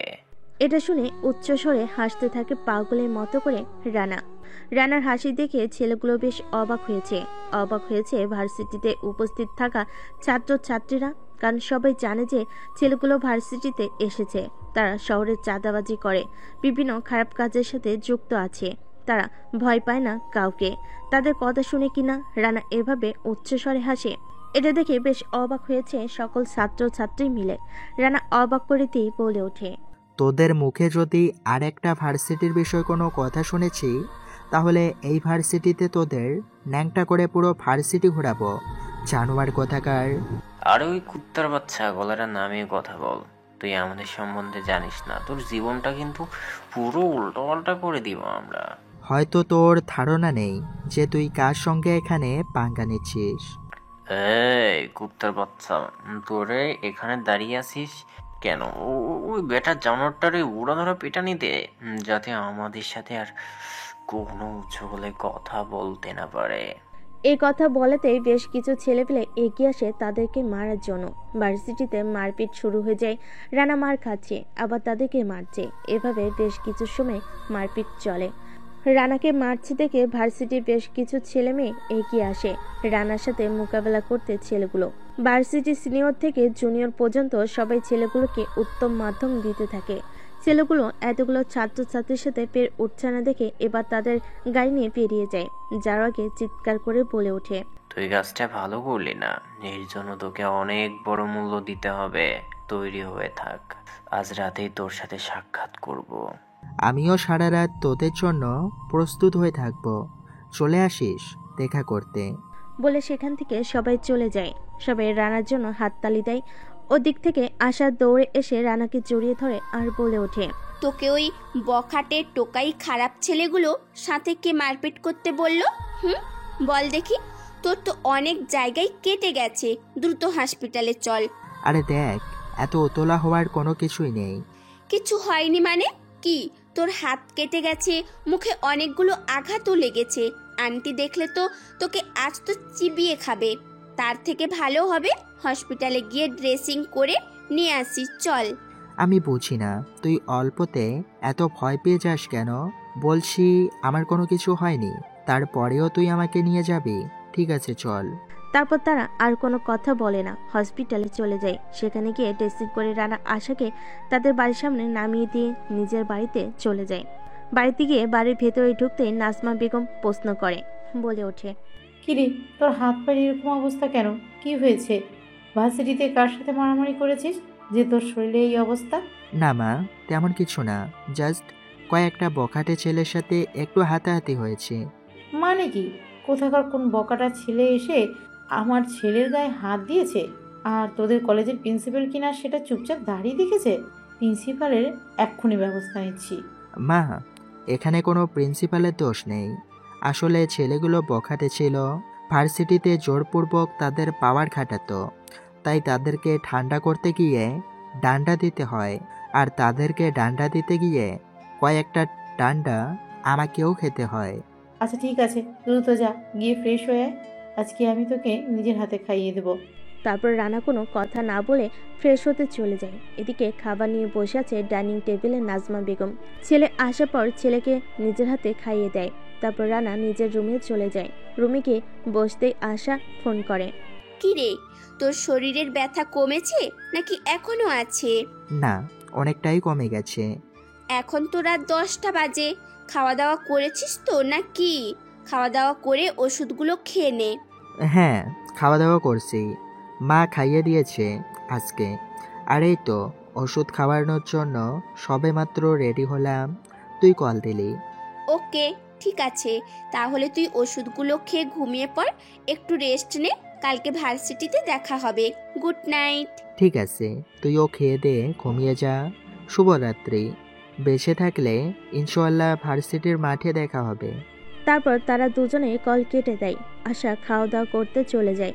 রানা ওষুধ খেয়ে সবে মাত্র বিছানাতে তার পিঠ লাগিয়েছে, এমন সময় ফোনটা বেজে ওঠে। ওপাশ থেকে মাসুম বলে ওঠে, হ্যালো ভাই, কোথায় তুমি? আমরা তো শালাকে খুঁজে পেয়েছি, কিন্তু শালা বাড়িতে নেই, পুরো বাড়ি ফাঁকা। যে করেই হোক তুই ওকে খুঁজে বের কর। কুত্তার বাচ্চাটা আমাকে পুরো ভার্সিটির সামনে অপমান করেছে। ওর মৃত্যু আমি আমার হাতেই দেব। ওকে ভাই, ঠিক আছে, আমরা চেষ্টা করছি, তবে খুঁজে পেলে আপনাকে জানাবো। এই বলে ফোন কেটে দেয়। তারপর রানা ঘুমিয়ে যায়। চারিদিকে রানার দলের ছেলেপেলেগুলো খুঁজতে থাকে সেই ছেলেগুলোকে যারা ভার্সিটিতে ঝামেলা করেছিল রানার সাথে। অসংখ্য ছেলেপেলে শহরের দিকে ছড়িয়ে ছিটিয়ে আছে, কিন্তু সারা রাত তাদেরকে খুঁজেও কোনো জায়গায় খুঁজে পায়নি। সারা রাত পেরিয়ে গিয়ে সকাল হয়। সকালে ঘুম থেকে উঠে ফ্রেশ হয়ে ডাইনিং টেবিলে বসে পড়ে। তারপর নাজমা বেগম তাকে কিছু খাবার দেয় আর বলে ওঠে, কলেজে যাচ্ছিস ভালো কথা, কলেজ শেষ করে বাড়িতে না এসে সোজা তোর আব্বুর অফিসে যাবি। আজকে তোর বাবার হাতে অনেকগুলো কাজ আছে, একা সামলাতে পারছে না, তোকেও যেতে বলেছে। ঠিক আছে, চলে যাব, তুমি টেনশন করিও না। আমি কি তোকে নিয়ে সাথে টেনশন করি? তুই যে বেখায়ালে মানুষ, কখন কি করে ফেলিস আমি নিজেই জানি না। তোকে নিয়ে আমার বড্ড ভয় হয়।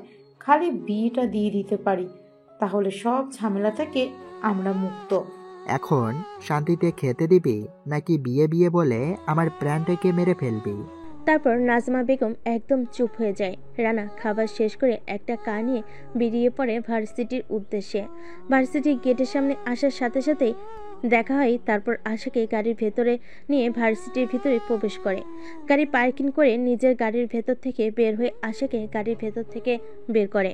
সবে সেদিকে হাঁ করে তাকিয়ে আছে, যেন তাদের জুটিটা রোমিও জুলিয়েট। বিশেষেরা লাভার হচ্ছে যেন তারা দুজনকে বেশ সুন্দর মানিয়েছে। একসাথে হেঁটে আসতে দেখে অসংখ্য ছেলেপেলে সেদিকে তাকিয়ে আছে। সাথে মেয়েগুলো কেমন যেন তাদেরকে দেখে সবার অনুভূতি, ফিলিংসগুলো নতুন করে নতুন স্বপ্ন দেখার জায়গা শুরু করেছে। কোনো দিকে না তাকিয়ে সোজা তাদের বন্ধুদের কাছে যে যার মতো আড্ডা দিতে চলে যায়। সেখানে বসে তানিশা বলে ওঠে, কিরে আশা, আমি শুনলাম তোদের নাকি কিছুদিন পরে বিয়ে, তাই তোরা নাকি এখন থেকে বিয়ের কেনাকাটি শুরু করেছিস? হ্যাঁ, বিয়ে তো হবেই বটে, তবে বিয়েটা একটু তাড়াতাড়ি হচ্ছে, কারণ রানার আম্মু আর দেরি করতে চাইছে না, তাই বিয়েটা খুব তাড়াতাড়ি দিতে চাই। তোকে মনে হয় বউ করে নিয়ে যাওয়ার আর তর্স হয়েছে না, তাই তো তোকে এত তাড়াতাড়ি রানা ভাইয়ের বউ করে তাদের বাড়িতে নিয়ে যাওয়ার জন্য প্যারা দিচ্ছে।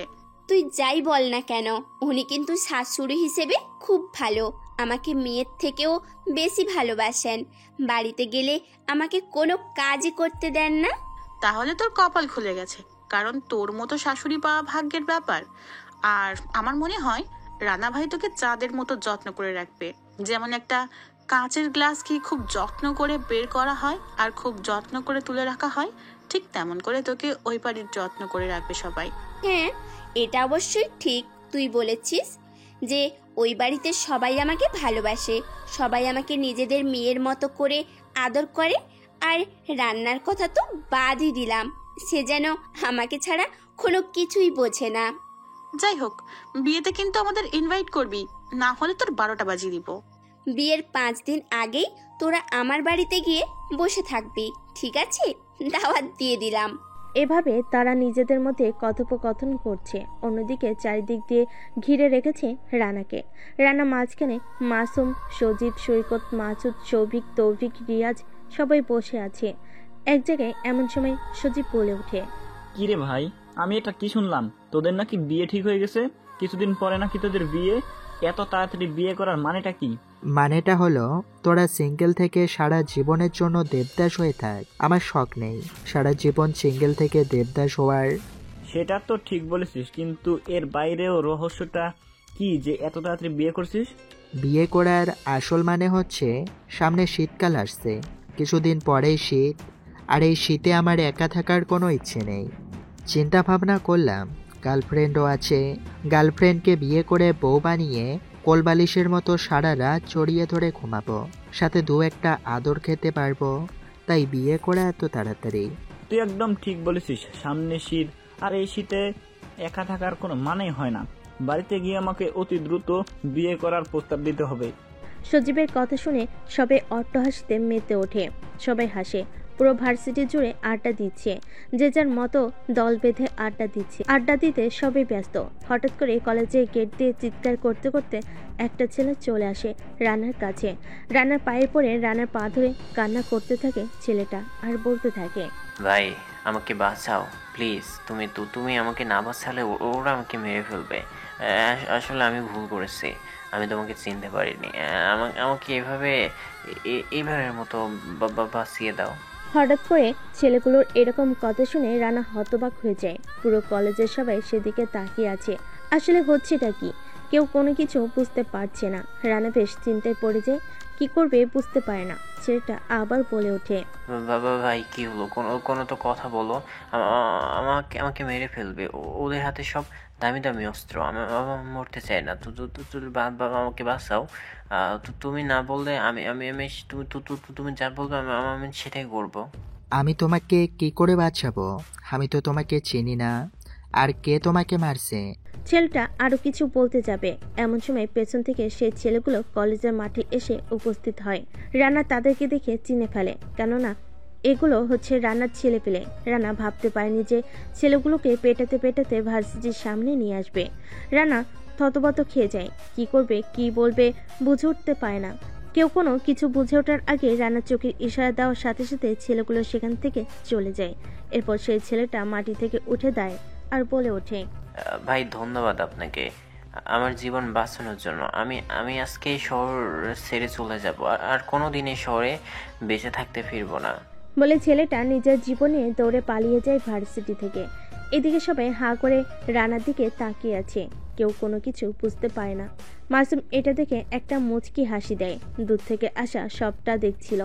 আশা রানার কাছে এসে বলে ওঠে, কি ব্যাপার, এতক্ষণ এখানে কি হলো? কিছুই তো বুঝতে পারলাম না।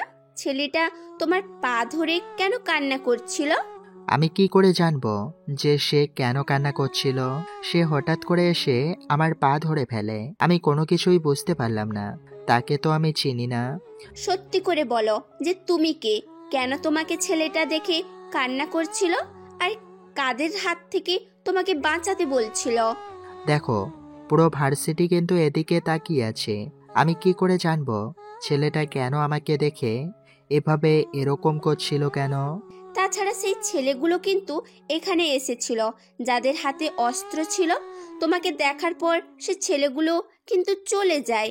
দেখো, এখন এখান থেকে চলে যেতে হবে। আমার এসব ভালো লাগছে না। আমাকে বাবার অফিসে যেতে হবে। তুমি যদি চাও তো চলো, তোমাকে বাসায় নামিয়ে দেব। হ্যাঁ ঠিক আছে, চল তুই, যেহেতু চলে যাবি, আর আমি এখানে থেকে কি করব? তারপর তারা গাড়ি নিয়ে বের হয়ে যায় বাড়িতে।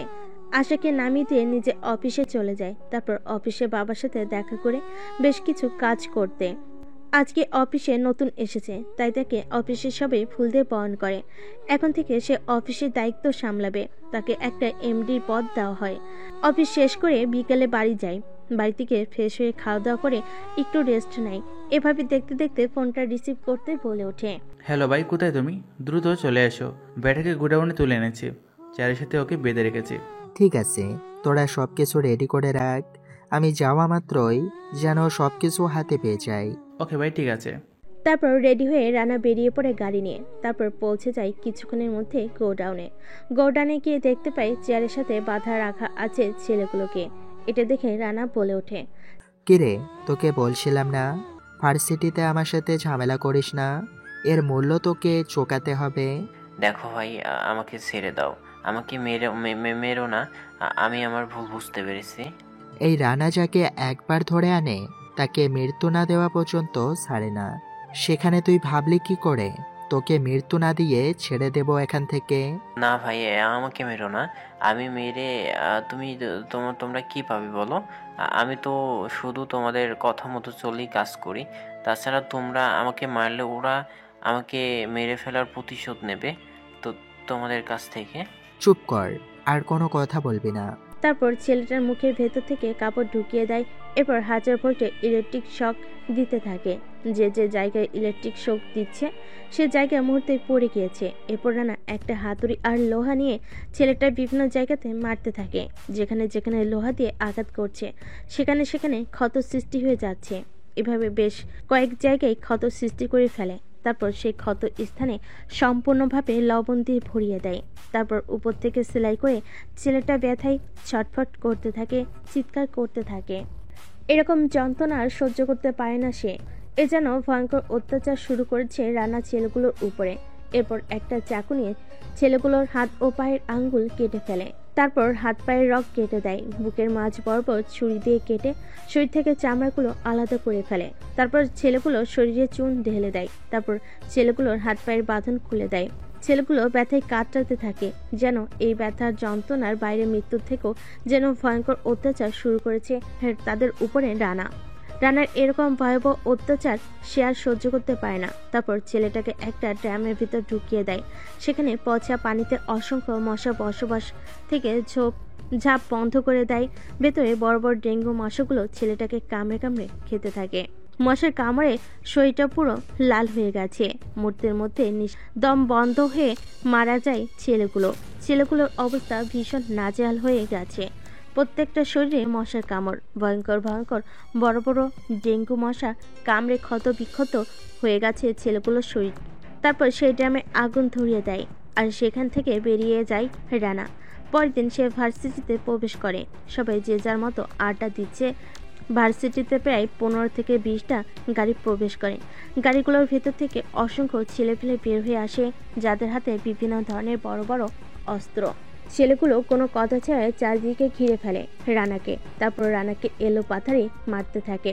রানাও তাদেরকে মারতে থাকে। কেউ বুঝে উঠতে পারে না কেন তারা রানাকে মারছে। বুঝে ওঠার আগে রানাকে বেধড়কভাবে মারতে থাকে। রানাও তাদেরকে মারছে। এক পর্যায়ে একটা ছেলে রানাকে গুলি করতে যাবে। এমন সময় আশা সেটা দেখে ফেলে আর দৌড়ে গিয়ে রানাকে বাঁচাতে গিয়ে গুলি শেখায়। ভার্সিটির মাঠে আশা গুলি খেয়ে সাথে সাথে পড়ে যায়। এটা দেখে রানা একটা চিৎকার মারে। রানা পুরো পাগল হয়ে ওঠে। তার সামনে কোনো কিছুই বাধা হয়ে দাঁড়াতে পারে না। এলো পাথারে সবাইকে কোপাতে থাকে। এদিকে খবর পেয়ে মাসুম সহ তার পুরো দল চলে আসে ভার্সিটির মাঠে। তাও এলো পাথারি ছেলেগুলোর সাথে মোকাবিলা করতে থাকে। পুরো ভার্সিটির মাঠে লাশ আর রক্তে পরিণত হয়ে যায়। রানার পাগলামি যেন বেড়ে চলেছে। পাগলের মতো যাকে পাচ্ছে তাকে সেখানে চিরদিনের মতো ঘুম পাড়িয়ে দিচ্ছে। রানার এরকম পাগলামি দেখে তাদের বস দেলোয়ারের হুঁশ উড়ে যায়। ভয় তার গলা শুকিয়ে যায়। মারতে মারতে দেলোয়ারের কাছে চলে যায় রানা আর বলে ওঠে, কুত্তার বাচ্চা, তুই আমাকে মেরে ফেলতি, তোকে কোনো কিছুই বলতাম না, কিন্তু তুই আমাকে না মেরে তুই আমার ভালোবাসাকে মেরেছিস। তোর জীবনটা আমি এখানেই নিয়ে নেব। তোর রক্ত দিয়ে আমি গোসল করবো রে। কুত্তার বাচ্চা, তোর সাহস হয় কি করে? তুই আমার দলের ছেলেগুলোকে মেরে ফেলেছিস। রানা কোনো কথা বলে না। দৌড়ে এসে হিরোদের স্টাইলে মারে এক লাথি বুক বরাবর।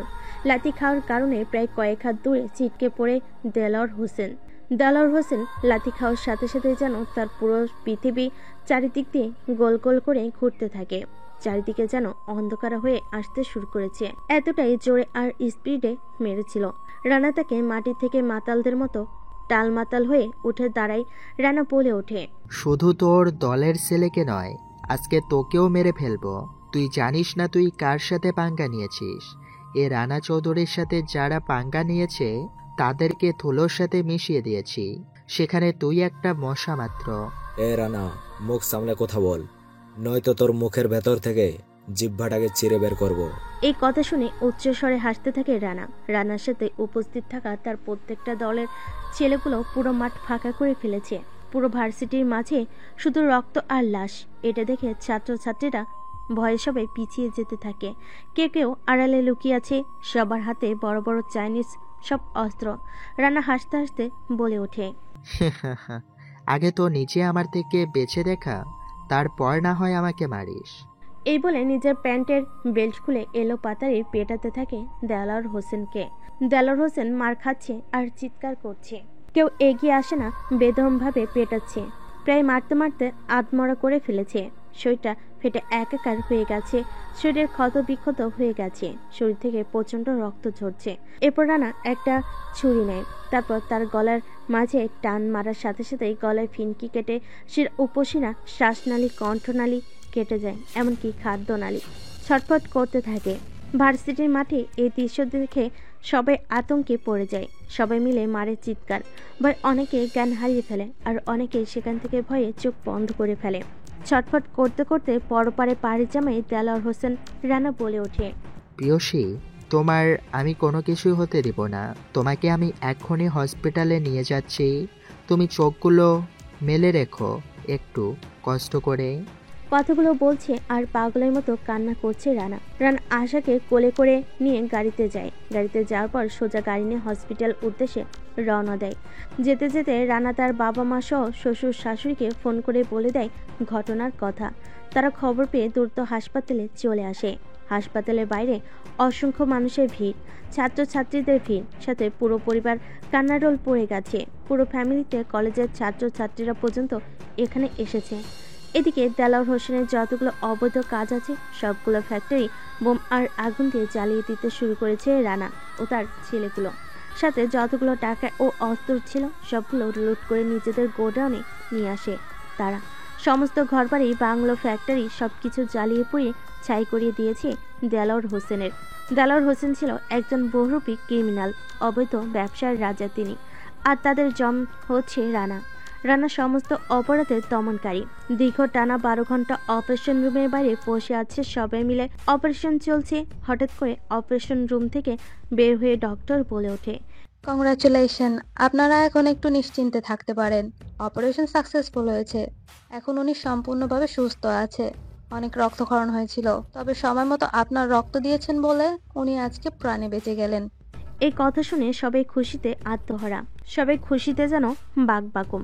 রানা বলে ওঠে হাসি মুখে, আমি কি ওর সাথে দেখা করতে পারি? হ্যাঁ, অবশ্যই দেখা করতে পারেন, তবে বেশি কথা বলবেন না ওনার সাথে। দেখা করে চলে আসবেন। উনি বেশি কথা বললে আবার ব্লিডিং হতে পারে, সমস্যা হতে পারে। তাই সতর্ক সাবধানতা অবলম্বন করে তার সাথে কথা বলবেন, ঠিক আছে? আমি তাহলে এখন আসি। কোনো প্রয়োজন হলে আমাকে বলবেন, আমি পাশের কেবিনে আছি। ওকে, ঠিক আছে ডাক্তার। এরপর আশার সাথে দেখা করতে যায়।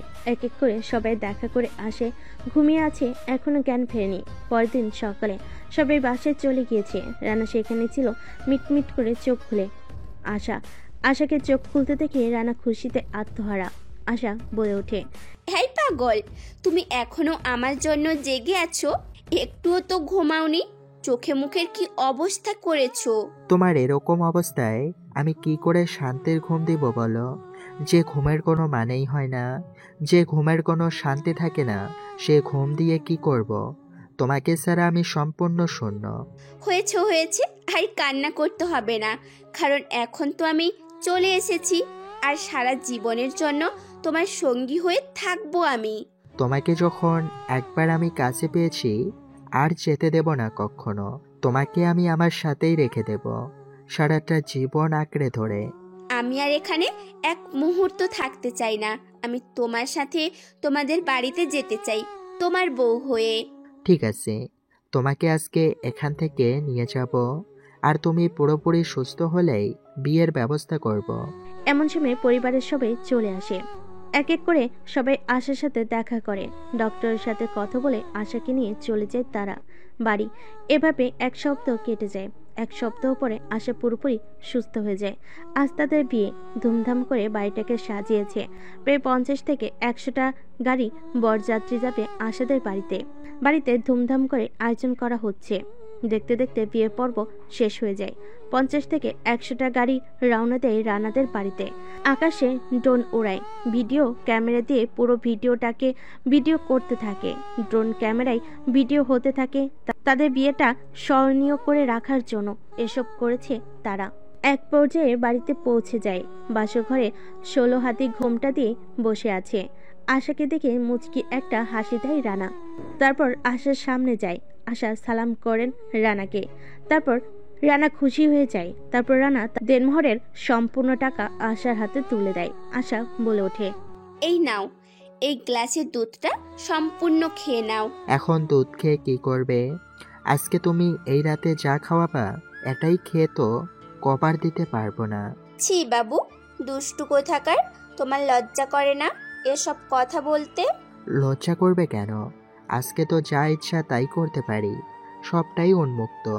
কথাটা বলেই ভালোবাসার চাদর নিয়ে হারিয়ে যেতে থাকে এক অ্যামাজন জঙ্গলের ভেতর, যেখানে না পৌঁছাবে কোনো আলো আর না পড়বে বৃষ্টির ফোঁটা। যতক্ষণ মন চাইবে একে অপরকে ভালোবাসার চাদরে দুজন দুজনকে আগলে থাকতে পারবে। এক এক করে সমস্ত কিছু খুলে ফেলে রানার আশার। তারপর শরীরের স্লাইড আর নিজের ঠোঁট স্পর্শ দিতে থাকে। ধীরে ধীরে নিচ থেকে উপর পর্যন্ত যায়, আস্তে আস্তে হারিয়ে যেতে থাকে ভালোবাসার অতল সাগরে, যেখানে ভালোবাসা মানে সুখ, ভালোবাসা মানে শান্তি, ভালোবাসা মানে পাওয়া, ভালোবাসা মানে পৃথিবীর শ্রেষ্ঠ নিয়ামত। তাই আমি বলি, প্রেম ভালোবাসা না করে সরাসরি 18 বছর হয়ে গেলে বিয়ে করে নাও, যদি বিয়ে করার ইচ্ছে থাকে। প্রেম ভালোবাসা করলে একদিন না একদিন ঠকে যাবে নিশ্চিত। তাই না ঠকার কারণে একেবারে বিয়ে করে পাকা পোক্তভাবে নিজের করে নাও ভালোবাসার মানুষটাকে। গল্পটা এখানেই শেষ করে দিলাম। নতুন আরেকটা ধামাকা গল্প নিয়ে আসতেছি আমরা। আমি আর আমার সাথে থাকছে ফাইজার। আর আমি ফাইজার। আমাদের দুজনের ধামাকা এই একটা গল্প শুনতে আমাদের এই চ্যানেলটাকে সাবস্ক্রাইব করে পাশে থাকুন। ধন্যবাদ সবাইকে। হ্যালো বন্ধুরা, আমাদের নিজেদের তৈরি করা গল্পগুলো কেমন লাগে সেটা কমেন্ট করে জানাতে একদম ভুলবেন না। কারণ আমরা নিজে লিখেছি, নিজে গল্প করেছি, শুধুমাত্র আপনাদের জন্য। তাই গল্পটা কেমন লেগেছে এবং যে গল্পটা ছাড়বো সেটা কেমন লাগবে সেটা আমাদের কমেন্ট করে জানাবেন। সাবস্ক্রাইব করে চ্যানেলটিকে পাশে থাকবেন। ধন্যবাদ সবাইকে।